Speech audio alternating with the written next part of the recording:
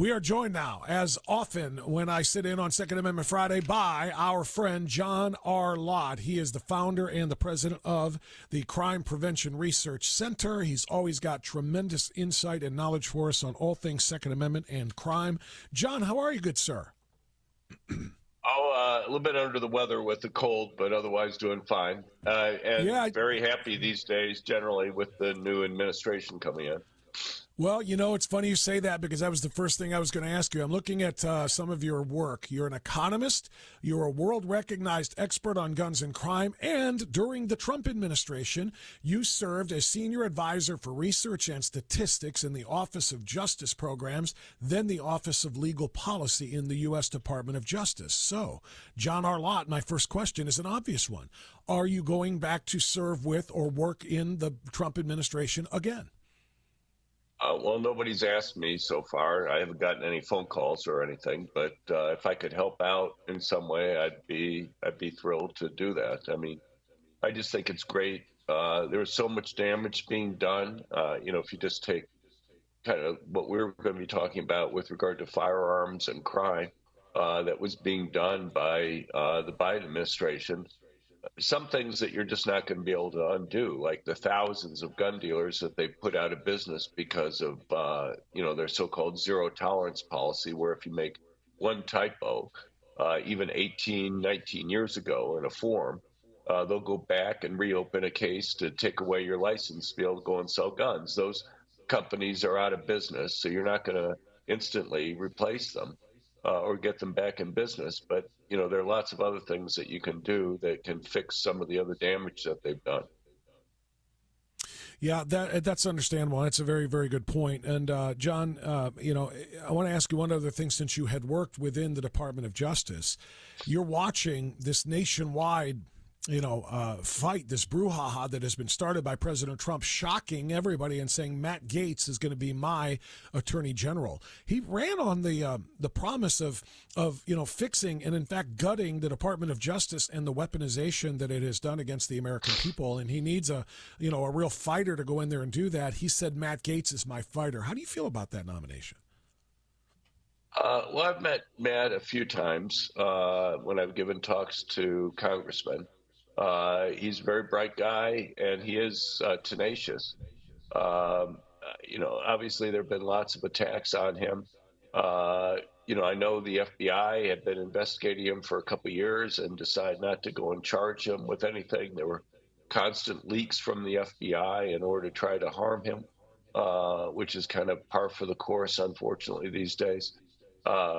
What I can say is that if the Senate does confirm him, he'll definitely be the type of person that will shake things up there. And look, it's something that really badly needs to be shaken up. I've used FBI data, for example, for 40 years.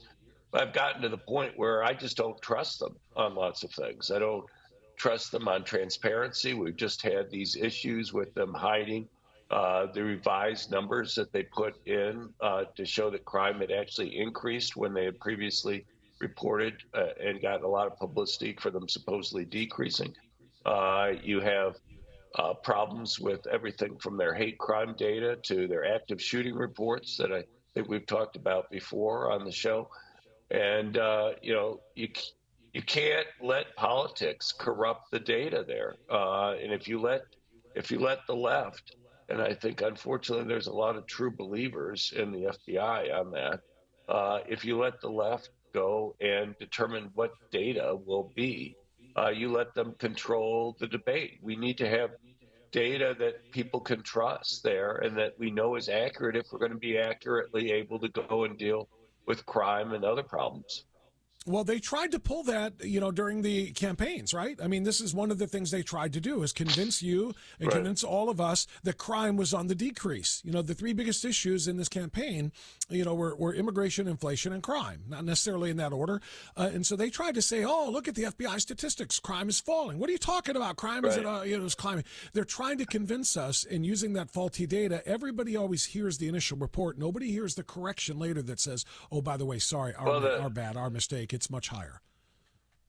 Right. Well, I mean, the media didn't even run any corrections on a lot of it. A lot of the mainstream legacy media didn't. Look, when their crime data for 2022 came out in October 2023, it showed initially a 2.1% drop in violent crime during 2022. And so for the next year, up until recently, they've been using that report to go and claim that crime is falling. And so you'll see headline after headline that says crime is falling, but people erroneously think or mistakenly think that it's increasing. And then when they put out new data for 2023 in September of this year, there's no mention in their press release that they had redone the data for earlier years. If you go and read through the actual report itself, there's a footnote on page 11, a one-sentence footnote that says, we've updated the data for 2022. No mention that it went from a drop to an increase that was there. It was only by kind of looking at the current data file and comparing it to the data file that they had released last year that I kind of accidentally saw that they had gone from a 2.1% decrease to a 4.5% increase. They're counting on people not accidentally seeing those things. You accidentally saw it, you reported it, you write about it, and that's fantastic. But obviously, not everybody does notice that, and they try to pull the wool over our eyes, and it's pure propaganda at this point. John R. Lott Jr., president of the Crime Prevention Research Center. John, thank you for everything you do, my friend. Bob Frantz in for Dr. G on America First. We'll be back.